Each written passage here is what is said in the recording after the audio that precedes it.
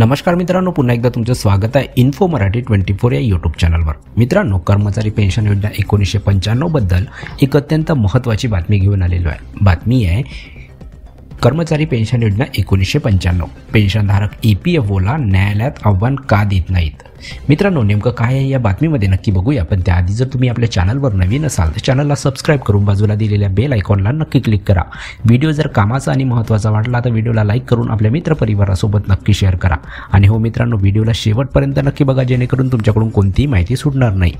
मित्रांनो, 1995च्या कर्मचारी पेन्शन योजनेने पेन्शनधारकाच्या हृदयाचे ठोके उंचावले आहेत। EPS 95 उच्च पेन्शन आणि किमान पेन्शनबाबत समस्या आहे। कामगारांसाठी ही एक शोकांतिका असल्याचे वर्णन केले जात आहे। रायपूर येथील EPS 95 पेन्शन राष्ट्रीय संघर्ष समितीचे अध्यक्ष अनिल कुमार म्हणतात की जर EPS 95 पेन्शन इतकी गैरकल्याणकारी आहे तर या योजनेला न्यायालयात आव्हान का दिले जाऊ नये।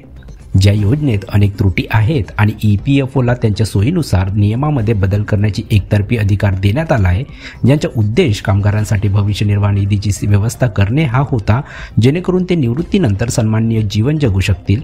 त्यामुळे मनात प्रश्न उद्भवतो की जर EPFO कामगारांना सुरक्षा देण्यात अपयशी ठरले असेल तर EPFO का बंद करू नये।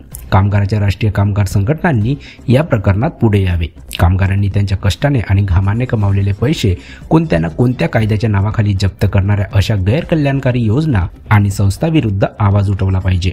अनिल नामदेव यांनी कर्मचारी पेन्शन योजना 1995 वर म्हटले आहे, मला माहिती आहे की मी खूप मोठी गोष्ट बोललेलो आहे, परंतु लोकशाहीवाद आणि कल्याणकारी म्हणवणाऱ्या सरकारांना हे मान्य होणार नाही। परंतु वास्तव असे आहे की ज्या कामगारासाठी EPS 95 बनवण्यात आले होते त्यांना निवृत्तीनंतरच त्यांची फसवणूक झाल्याचे जाणवते। या प्रकरणात निवृत्ती व्यक्तीला नैसर्गिक न्याय मिळण्यासाठी न्यायव्यवस्थेने मदत करावी। आपल्यासारख्या सामान्य बुद्धिमत्ता असलेल्या लोकांना हे समजणे कदाचित अशक्य आहे की भविष्य निर्वाह निधी संरक्षण कोणासाठी अस्तित्वात आले आहे, कारण आपल्याला आपल्या बुद्धिमत्तेपेक्षा आपल्या भाग्य निर्मात्यावर जास्त विश्वास आहे की ते जे काही करतील ते आपल्या कल्याण लक्षात ठेवून करतील, असे ते बोलले। तर मित्रांनो, कशी वाटली ही कामाची आणि महत्त्वाची बातमी? जर बातमी कामाची आणि महत्त्वाची वाटली असेल तर व्हिडिओला लाईक करून आपल्या मित्रपरिवारासोबत नक्की शेअर करा। तसेच जर तुम्ही आपल्या चॅनलवर नवीन असाल तर चॅनलला सबस्क्राइब करून बाजूला दिलेल्या बेल आयकॉनला नक्की क्लिक करा। व्हिडिओ बघितल्याबद्दल खूप खूप धन्यवाद।